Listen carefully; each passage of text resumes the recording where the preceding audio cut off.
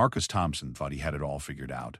As the head of a major hospital's cardiac unit, he was used to being in control, making life or death decisions, and having people follow his orders without question.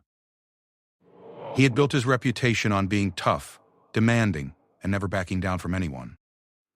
But on a rainy Tuesday morning in October, when he decided to target the new night shift nurse for what he thought would be easy intimidation, Marcus had no idea he was about to meet someone whose past would turn his entire world upside down. Sarah Mitchell looked like any other nurse, quiet, professional, always focused on her patients. She kept to herself, never shared stories about her past, and seemed almost too calm during medical emergencies that would rattle even experienced staff. Marcus saw this as weakness, something he could exploit to assert his dominance in the hospital hierarchy.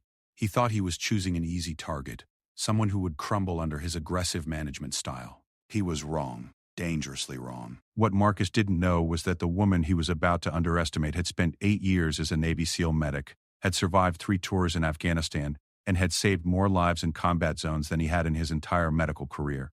She had learned to stay calm not because she was weak, but because she had faced situations where panic meant death, not just for herself, but for the soldiers who depended on her skills under fire. This is the story of what happens when a hospital bully picks the wrong fight, and how one woman's hidden past becomes the catalyst for exposing a web of corruption, abuse, and cover-ups that had been poisoning the hospital for years. It's a story about courage, justice, and the dangerous assumption that quiet people are weak people. Marcus thought he was starting a simple power play. Instead, he was about to learn that some battles choose you, and some opponents are far more dangerous than they appear. Sarah Mitchell had been working the night shift at Metropolitan General Hospital for exactly 3 weeks when Dr. Marcus Thompson first decided she was a problem. She arrived every evening at 11:45, 15 minutes before her shift, and spent those precious minutes reviewing patient charts with the kind of focus that made other nurses uncomfortable. While they chatted about weekend plans or complained about difficult doctors, Sarah remained silent, her green eyes scanning medical records with an intensity that seemed excessive for routine nursing duties. Marcus first noticed her during a late-night emergency, when a heart attack patient came crashing through the doors at 2 in the morning. While the other nurses scrambled and shouted updates, Sarah moved like water around the chaos, anticipating needs before they were voiced, preparing equipment before it was requested. Her hands never shook. Her voice never rose above a controlled, steady tone that somehow cut through all the noise. When Marcus barked orders at the team, everyone else jumped, except Sarah. She simply nodded once and continued her work with the same methodical precision. That bothered him more than he cared to admit. Dr. Sachs. Marcus Thompson had built his reputation on being the most demanding physician in the cardiac unit. Hospital administration loved him because his department had the lowest mortality rates in the state. Nurses tolerated him because he got results, even if his methods left some of them in tears in the supply closet. He had a system that worked, and that system required absolute obedience from everyone around him. When he spoke, people listened. When he gave orders, they were followed without question. When he criticized someone's work, they apologized and did better. Everyone except Sarah Mitchell. The first real confrontation happened on a Thursday night during what should have been a routine medication round. Mrs. Patterson in room 314 was recovering from a bypass surgery, and Marcus had ordered a specific pain medication protocol that required careful monitoring. When he made his late-night rounds at 1:30 in the morning, he found Sarah sitting beside the elderly woman's bed, holding her hand while the patient slept peacefully. "Nurse Mitchell," Marcus said, his voice carrying the sharp edge that made most staff members straighten their spines. "I need to see Mrs. Newworth." Patterson's medication log. Sarah looked up calmly, her expression neutral. "Of course, Dr. Thompson." She reached for the tablet on the bedside table and handed it to him without releasing the patient's hand. Marcus scanned the digital records, his frown deepening with each line. "You've reduced her pain medication by 20% from what I ordered." "Yes, sir." The patient was experiencing respiratory depression. Her oxygen saturation was dropping and she was showing signs of oversedation. "I made the clinical judgment to reduce the dosage and monitor her more closely." The words were delivered in the same calm tone Sarah used for everything, but Marcus felt his jaw clench. Clinical judgment. That was his job, not hers. Nurses were supposed to follow orders, not make independent medical decisions based on their own assessment. "You made a clinical judgment?" His voice rose slightly, causing Mrs. Patterson to stir. Sarah gently squeezed the woman's hand, and the patient settled back into peaceful sleep. I documented everything in her chart, including vital signs every 15 minutes for the past 3 hours. Her breathing is stable now, and her pain levels are well controlled with the adjusted dosage. Marcus wanted to explode. In front of him sat a nurse who had essentially overruled his medical order, and she was presenting her case as if she were a resident physician rather than support staff. Any other nurse would have called him before making such a change. Any other nurse would have deferred to his medical degree and years of experience. Any other nurse would have shown at least some sign of anxiety at being questioned by the head of the department. Sarah Mitchell sat there holding an elderly woman's hand, looking at him with eyes that seemed far too old for her face, waiting calmly for his response. "Next time," Marcus said, his voice low and controlled, "you call me before making any changes to my orders." "Any changes at all? Is that understood?" "Of course, Dr. Thompson. Though I should note that hospital protocol states that nurses have the authority to hold medications when patient safety is at immediate risk. I was following established guidelines." She was right, and they both knew it. Hospital policy clearly supported her actions. But Marcus wasn't concerned with policy at that moment. He was concerned with the fact that this quiet nurse was challenging his authority using calm logic instead of showing the deference he expected. "I'll review the case," he said curtly, handing back the tablet. "We'll discuss your decision-making process tomorrow. I'll be here at 11:45 if you'd like to speak before shift change." As Marcus walked away, he could feel his frustration building. There was something about Sarah Mitchell that didn't fit. Most nurses, especially new ones, showed at least some nervousness around him. They stumbled over words, apologized excessively, or tried to justify their actions with nervous chatter. Sarah had presented her case like she was briefing a superior officer, clear and concise, with no wasted words and no emotional appeal. The next morning, Marcus made it a point to review Sarah's employment file. What he found only added to his confusion. A nursing degree, was from a respected program, her references were impeccable, and her previous employment at a smaller regional hospital showed excellent performance ratings. But there was a gap in her work history. 3 years where the file simply showed military service with no additional details. Marcus had worked with former military personnel before. Some of them struggled with the transition from military hierarchy to hospital protocols. Others brought valuable skills in crisis management and following procedures under pressure. But none of them had challenged his authority the way Sarah Mitchell seemed to do, simply by existing in his department. He decided to test her. The opportunity came 2 nights later when a multi-vehicle accident brought 6 trauma patients to the emergency department simultaneously. The hospital's trauma team was stretched thin, and Marcus found himself working alongside the emergency physicians to stabilize patients before they could be moved to appropriate departments. Sarah was assigned to assist with a young man who had suffered massive blood loss and was barely conscious. Marcus deliberately gave her a series of rapid-fire orders, the kind that usually left nurses scrambling and making mistakes under pressure. "This is the book. It's about history. I need 2 units of O-negative stat. Get me a central line kit, prep for emergency surgery, call the OR and tell them we're coming up, and I want blood gas results in 5 minutes." Without a word, Sarah began executing each order with mechanical precision. While Marcus was still speaking, she had already signaled for the blood products and was preparing the central line insertion site. Her movements were economical, efficient, and completely without the flustered energy that usually accompanied emergency situations. "Nurse Mitchell," Marcus called out while inserting the central line. "What's his blood pressure?" 85/52 and falling." She responded immediately, not needing to check the monitor because she had been tracking the numbers continuously. "Heart rate? 135. Rhythm is stable but weak. I need you to assist Dr. Rodriguez with the chest tube insertion on bed 3 while maintaining monitoring here." It was an impossible request. No nurse could effectively monitor a critical patient while assisting with a procedure across the room. Most would either ask for clarification or explain why it couldn't be done safely. Sarah looked at him for exactly 2 seconds, then turned to the nursing supervisor. "Patricia, I need someone to maintain continuous monitoring on bed 2 while I assist Dr. Rodriguez. This patient can't be left unattended." She had found a solution that followed his order while ensuring patient safety, and she had done it by going around him to someone who could authorize additional staff. Marcus felt his frustration spike again. The emergency lasted 4 hours. When it was over, all 6 patients had been stabilized and moved to appropriate units for continued care. The trauma team had performed flawlessly, and Marcus had to admit that Sarah's assistance had been invaluable throughout the night.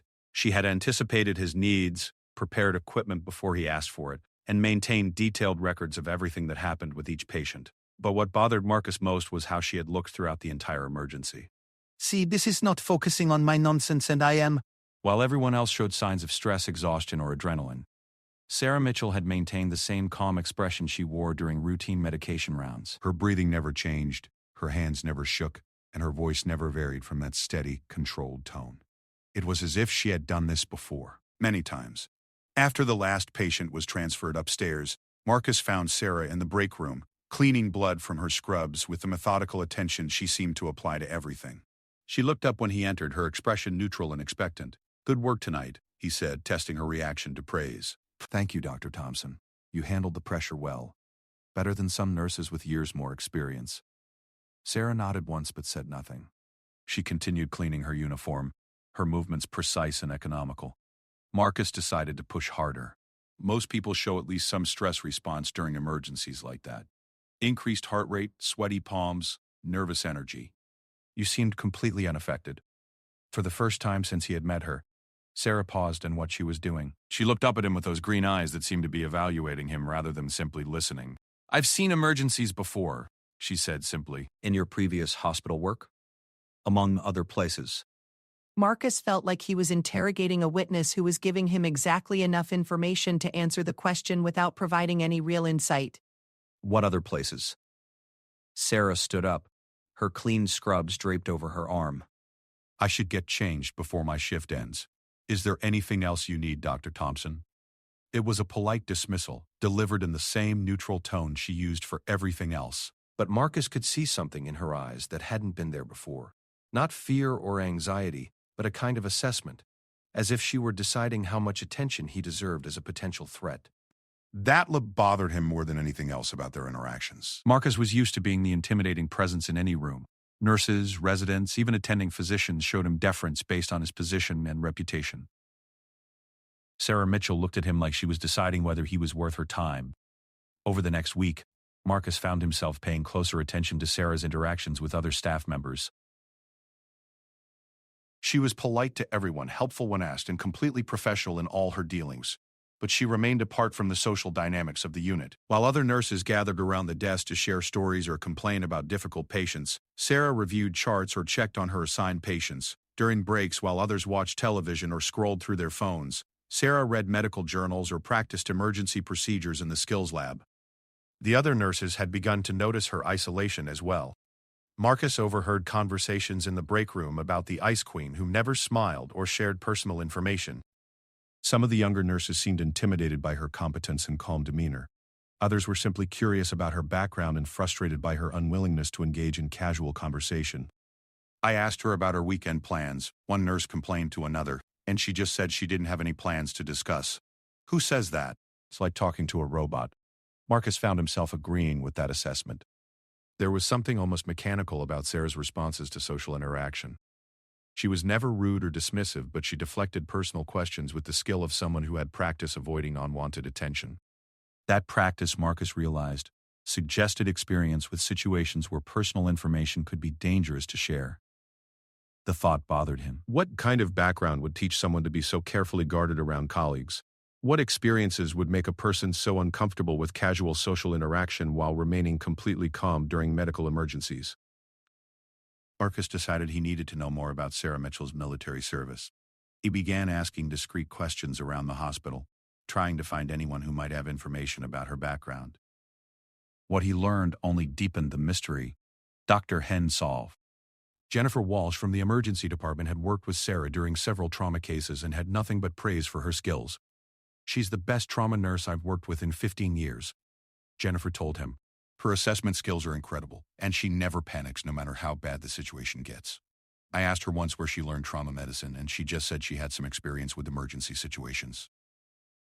Dr. Rodriguez, who had worked the multi-vehicle accident with Sarah, was equally impressed. "That woman has seen serious combat medicine," he said confidentially. "The way she moves around trauma patients, her knowledge of battlefield emergency procedures, the way she can assess and prioritize multiple critical patients simultaneously. That's not something you learn in nursing school, or even in most hospital emergency departments."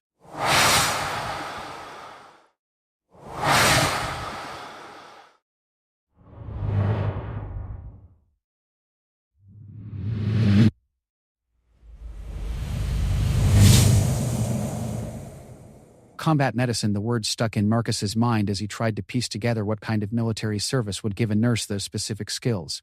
Most military medics worked in field hospitals or aboard ships, providing medical support in relatively controlled environments. But combat medicine suggested something different, something more dangerous. Marcus found himself watching Sarah even more carefully, looking for clues about her past. He noticed that she never wore jewelry except for a simple silver chain that disappeared under her scrubs. He observed that she always positioned herself with a clear view of all exits in any room she entered. He saw that her scrub pockets contained trauma supplies that weren't standard issue for floor nurses. Military-grade bandages, advanced airway tools, emergency medications and dosages more appropriate for field medicine than hospital care. But what struck him most was the way Sarah moved through the hospital corridors. She didn't walk like other nurses, who typically moved with purpose but little awareness of their surroundings. Sarah moved like someone conducting a continuous security assessment, her eyes scanning for potential threats or problems, her positioning always tactical rather than casual. Marcus had seen that kind of movement before, but not from medical personnel. He had seen it from the military security contractors who sometimes accompanied high-ranking government officials when they were hospitalized. Men and women whose job was to assess and neutralize threats before they became problems. The realization hit him like a physical blow. Sarah Mitchell wasn't just a former military medic. Her behavior, her skills, her hyper-awareness of her environment, her ability to remain calm under extreme pressure, everything pointed to someone with combat experience. Real combat experience. Not the relatively safe environment of a military hospital. Marcus felt a chill as he considered what that might mean. He had been treating Sarah like a subordinate nurse who needed to be put in her place. He had been testing her, pushing her, trying to establish dominance over someone whose background he didn't understand. Someone who might be far more dangerous than she appeared. That night, Marcus went home and did something he had never done before in 15 years of hospital administration. He researched military special operations medical personnel, trying to understand what kind of training would produce someone with Sarah's specific skill set. What he found made his blood run cold. Drafted from Nashville to National. Navy SEAL medics underwent some of the most intensive medical training in the world. They were trained to perform advanced surgical procedures under fire, to keep soldiers alive in conditions that would kill most trauma patients before they reached a hospital. They learned to function without sleep, to make life or death decisions in seconds, and to remain calm when everyone around them was dying. They were also trained to kill. Marcus stared at his computer screen, reading about the selection process for SEAL medics, the months of grueling training, the survival rates for personnel deployed to active combat zones. These weren't ordinary military medics. These were elite warriors who happened to have medical training, not medical personnel who happened to be in the military. And if Sarah Mitchell was one of them, then Marcus had spent the last month trying to intimidate someone whose combat experience made his hospital authority seem like a joke. He thought about the way she had looked at him during their confrontations, not with fear or anxiety, but with the kind of calm assessment a predator might use when determining whether something was worth their attention. Marcus realized he might have made a serious mistake in choosing Sarah Mitchell as his target for establishing dominance, but by then it was too late to change course. His treatment of her had been observed by other staff members. His attempts to challenge her authority had become part of the hospital's informal communication network. He was committed to a course of action that he was beginning to suspect might be far more dangerous than he had originally intended. The next morning, Marcus made a decision that would change everything. Instead of backing down or finding a graceful way to end his conflict with Sarah, he decided to escalate. He would find a way to force her into a position where she would have to choose between following his orders and maintaining her professional standards. He would create a situation where she would have to back down or face disciplinary action. Marcus had no idea that he was about to discover exactly how far someone with Sarah Mitchell's training would go to protect the people under her care. He was about to learn that quiet people aren't always weak people. And sometimes, the most dangerous opponents are the ones who never raise their voice. The opportunity Marcus had been waiting for presented itself on a busy Monday night when the cardiac unit was operating at full capacity. Mrs. K said. Elena Vasquez, a 73-year-old grandmother recovering from emergency heart surgery, had developed complications that required round-the-clock monitoring. Her condition was stable but delicate, and any mistake in her care could result in serious consequences. Marcus saw this as the perfect situation to force Sarah into an impossible position. He would create a scenario where following his orders would potentially compromise patient safety, but refusing to follow them would be grounds for disciplinary action. Either way, he would finally establish the authority that Sarah had been quietly undermining since her arrival. What Marcus didn't know was that Sarah had been expecting something like this for weeks. During her 8 years as a Navy SEAL medic, Sarah had learned to recognize dangerous patterns in leadership behavior. She had served under officers who put their ego above mission success, commanders who valued appearance over results, and supervisors who treated subordinates as expendable resources. Marcus Thompson displayed every warning sign of a leader whose personal insecurities had begun to compromise his professional judgment. Sarah had hoped she was wrong about Marcus. She had tried to maintain professional relationships and avoid conflict. But she had also been preparing for the moment when his need to dominate would override his commitment to patient care. That moment came at 2:15 in the morning when Marcus appeared at Mrs. Vasquez's bedside with a clipboard full of new orders. "Nurse Mitchell," he said, his voice carrying the formal tone he used when he wanted to emphasize his authority, "I'm changing Mrs. Vasquez's medication protocol. I want you to increase her blood thinner dosage to therapeutic levels immediately." Sarah looked up from the patient's chart, her expression carefully neutral. Mrs. Vasquez was sleeping peacefully, but Sarah had been monitoring her closely all night because her blood work showed signs of internal bleeding. Increasing her blood thinner medication could be fatal. Dr. Thompson, her latest lab results show a significant drop in hemoglobin levels. I believe she may be experiencing internal bleeding from the surgical site. Increasing her anticoagulation therapy at this time could be dangerous. Marcus had anticipated this response. I've reviewed her labs and I disagree with your assessment. Her blood work is within acceptable parameters for post-surgical recovery. I want the medication increased now. Sarah held his gaze steadily. Sir, her hemoglobin has dropped 3 points since yesterday morning. Her blood pressure is slightly elevated and she's been complaining of abdominal pain. These are classic signs of internal bleeding. Are you questioning my medical judgment, Nurse Mitchell? The question hung in the air between them like a challenge. Sarah knew that this was the moment Marcus had been building toward. He was forcing her to choose between patient safety and professional survival. In the SEALs, Sarah had been trained to recognize when someone was testing her limits. She had learned that the response to such tests determined not just immediate outcomes, but future relationships and operational effectiveness. There were times to follow orders without question, and times when following orders meant people died. This was clearly one of the latter situations. I'm expressing my clinical concerns based on my assessment of the patient's condition, Sarah replied calmly.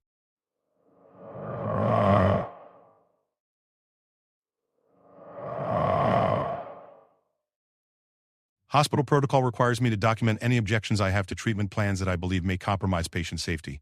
Marcus felt his jaw clench. Once again, Sarah was using hospital policy to protect her position while subtly challenging his authority. But this time he was prepared. The hospital protocol also requires nurses to follow physician orders unless there is an immediate threat to patient life. Mrs. Vasquez is stable and I am directing you to administer the medication as ordered. Sarah looked down at Mrs. Vasquez, who was beginning to stir restlessly in her sleep.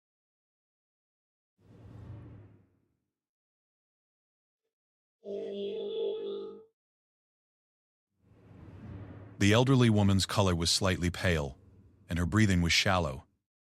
Every instinct Sarah had developed through years of combat medicine was telling her that this patient was in the early stages of a medical crisis that increased anticoagulation would make catastrophically worse. Dr. Thompson, Sarah said, her voice remaining steady despite the gravity of the situation. I cannot in good conscience administer medication that I believe will harm this patient. I request that you document your order in writing and that we consult with another physician for a second opinion. Marcus felt a rush of satisfaction. Sarah had finally refused a direct order.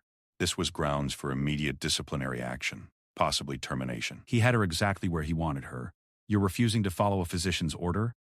He asked, making sure his voice was loud enough for the other nurses at the station to hear.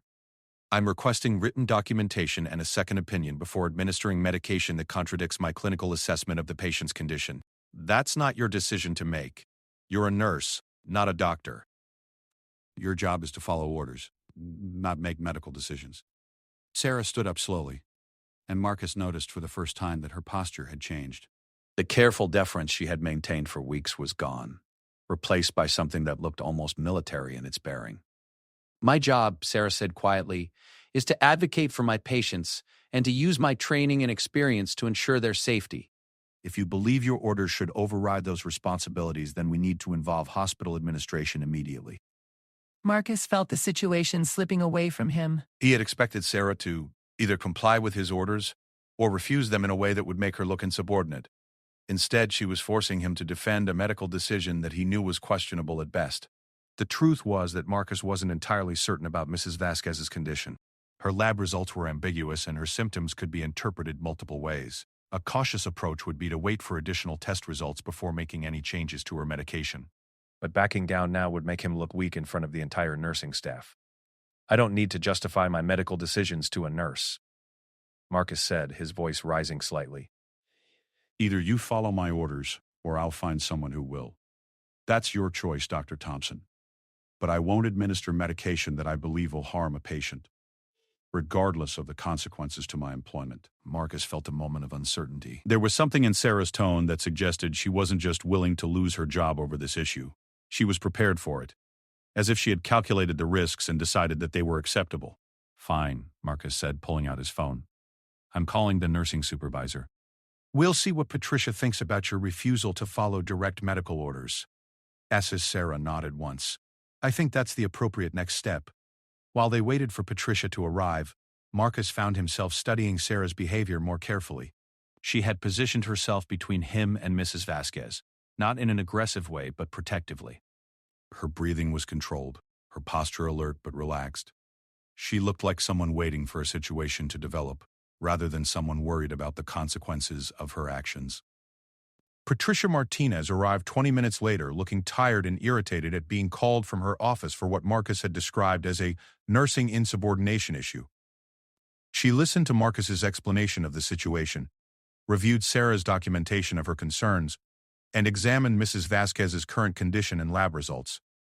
Dr. Thompson, Patricia said finally, Nurse Mitchell's concerns appear to be well-founded. The patient's hemoglobin levels have dropped significantly, and there are clinical indicators that suggest possible internal bleeding. I think her request for additional evaluation before changing the anticoagulation therapy is reasonable. Marcus felt his carefully planned trap collapsing around him. Patricia, I need my nursing staff to follow orders, not second-guess every medical decision I make. Of course, Dr. Thompson. But hospital policy also protects nurses who advocate for patient safety. Nurse Mitchell isn't refusing to follow your orders. She's requesting proper documentation and consultation, which is exactly what our protocols require in situations where there are legitimate clinical disagreements. Sarah said nothing during this exchange, but Marcus could see satisfaction in her eyes. She had maneuvered him into a position where his attempts to assert dominance had made him look like a doctor who was putting his ego ahead of patient safety. I want a second opinion from Dr. Praise. Chen, Marcus said finally, naming the most senior cardiologist on staff. If he agrees with my assessment, I expect Nurse Mitchell to follow orders without further objection. Patricia nodded. That seems reasonable. Dr. Chen should be finishing his round soon. I'll ask him to evaluate Mrs. Vasquez and provide his recommendation. Dr. James Chen arrived 45 minutes later, reviewed the case thoroughly, and spent considerable time examining the patient. When he finished, he pulled Marcus aside for a private conversation. Marcus, I think we need to get this patient back to surgery immediately.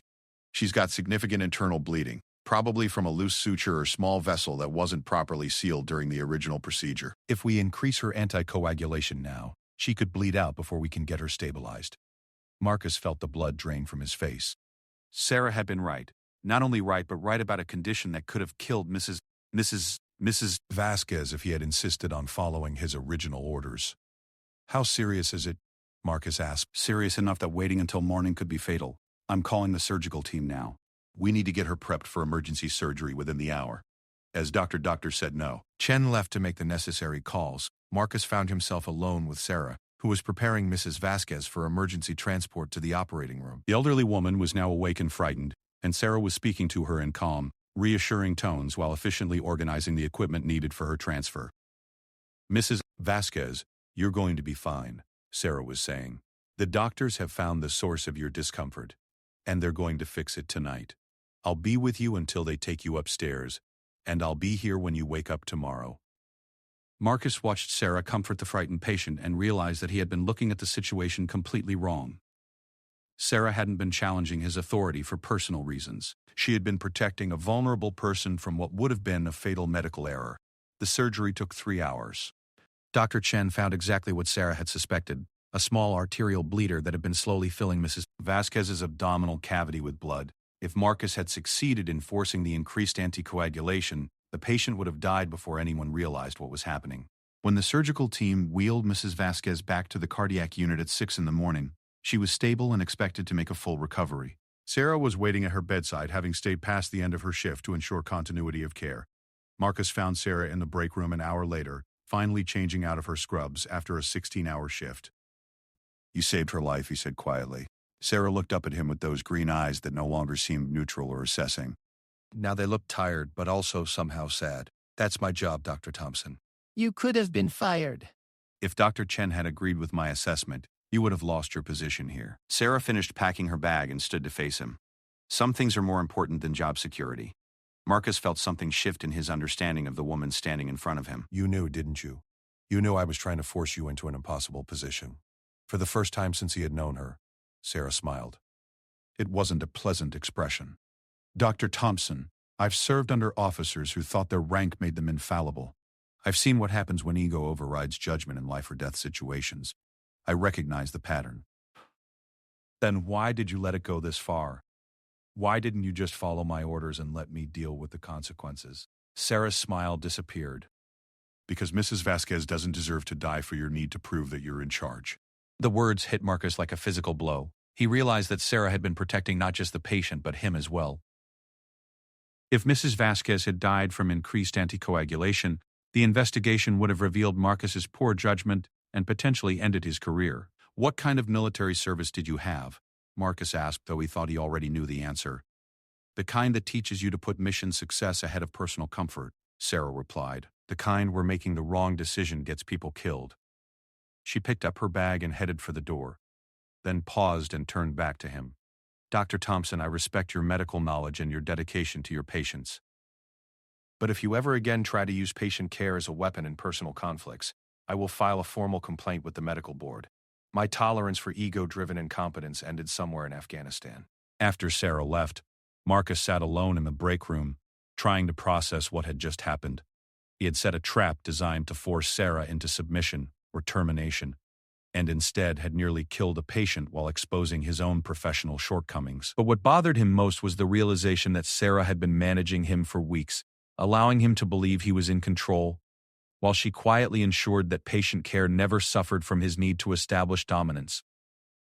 She had been protecting his patients from him, while protecting him from his own poor judgment. Marcus spent the rest of that morning reviewing Sarah's work more carefully. What he found astounded him. Every patient she had been assigned showed better outcomes than the unit average. Her documentation was flawless, her clinical assessments were consistently accurate, and her emergency interventions had prevented several potential complications that other nurses had missed. Sarah Mitchell wasn't just a competent nurse. She was the best trauma nurse the hospital had ever employed. Her military background had given her assessment skills and crisis management abilities that were invaluable in hospital medicine. And Marcus had spent a month trying to force her out of the department. He began asking other physicians about their experiences working with Sarah. What he learned made him feel even worse about his behavior. Rodriguez told him that Sarah had identified a medication error that would have caused a stroke in a post-surgical patient. Dr. Walsh mentioned that Sarah had noticed signs of internal bleeding in a trauma patient that the emergency physician had initially missed. Dr. Peterson credited Sarah with saving a heart attack patient by recognizing that his symptoms indicated a rare form of cardiac event that required completely different treatment protocols. Every story had the same theme. Sarah's exceptional clinical skills combined with her reluctance to take credit for outcomes that might have been catastrophic without her intervention. Marcus realized that he had been so focused on asserting his authority that he had completely missed the fact that Sarah was making everyone around her better at their jobs. She wasn't challenging his leadership, she was compensating for the gaps in the system that his autocratic management style had created. That afternoon, Marcus made a decision that surprised everyone, including himself. Instead of finding ways to retaliate against Sarah for embarrassing him, he decided to learn from her. He began studying the methods Sarah used to assess patients, the way she organized her work, and the protocols she followed during emergency situations. He started asking her opinion during difficult cases, framing his questions as consultations rather than tests of her knowledge. What he discovered was that Sarah's military experience had taught her approaches to medical care that were far more sophisticated than anything he had learned in traditional medical training.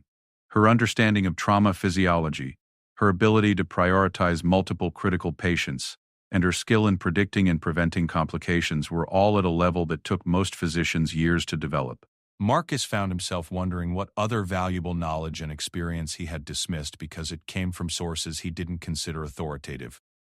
But more importantly, he began to understand that real leadership wasn't about forcing people to acknowledge his dominance. It was about creating an environment where people with valuable skills could use those skills effectively.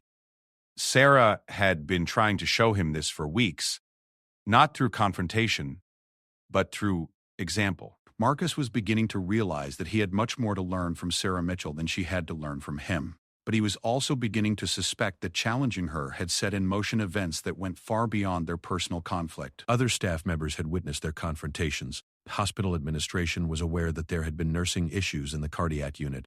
And Sarah's mention of filing formal complaints suggested that she was prepared to take their conflict to levels that could have serious consequences for his career. Marcus had started this conflict believing that Sarah was a weak target who would be easy to intimidate. Now he was beginning to understand that he had chosen to challenge someone whose background had prepared her for battles far more dangerous than hospital politics. The question was whether he could find a way to end this conflict before it escalated beyond his ability to control the consequences. What Marcus didn't know was that Sarah had already made her own decision about how far this situation needed to go, and her definition of acceptable resolution was probably very different from his.